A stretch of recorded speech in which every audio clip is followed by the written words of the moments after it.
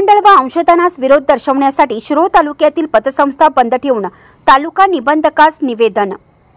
नियामक मंडळास अंशदान देणार नाही या विरोधात शुक्रवारी 31 जानेवारी रोजी शिरोळ तालुक्यातील पतसंस्थांनी संस्था बंद ठेवून सहाय्यक निबंधक यांना निवेदन दिलं।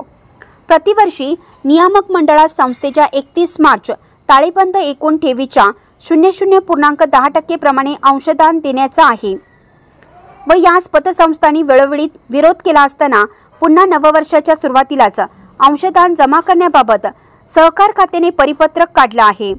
सदर अंशदानाचा वापर कशासाठी केला जाणार आहे याची स्पष्टता नाही, त्यामुळे अंशदान का द्यावा असा प्रश्न उपस्थित केला जात असून त्यास संपूर्ण महाराष्ट्र राज्यातून विरोध होत आहे। शिरोळ तालुका पतसंस्था कर्मचारी संघटनेने तालुक्यातील सर्व पतसंस्था बंद ठेवून याचा निषेध व्यक्त करण्यासाठी सहाय्यक निबंधक यांना निवेदन देण्याबाबतचे आवाहन केलं होतं। त्यामुळे तालुक्यातील सर्व पतसंस्था बंद ठेवून सहाय्यक निबंधक यांना निवेदन देण्यात आलं। या निवेदनात म्हटलं आहे की नियामक मंडळ व अंशदानास विरोध, शासनाने पतसंस्थेच्या ठेवीला विमा संरक्षण दिलं पाहिजे, पालक अधिकारी यांची नेमणूक रद्द करण्यात यावी व नवीन आलेल्या निकष पूर्ण करण्यासाठी मुदतवाढ देण्यात यावी अशी मागणी करण्यात आली आहे। तालुका सहाय्यक निबंधक अनिल नादरे यांनी सदरचं निवेदन वरिष्ठ कार्यालयात सादर करत असल्याचं सांगितलं।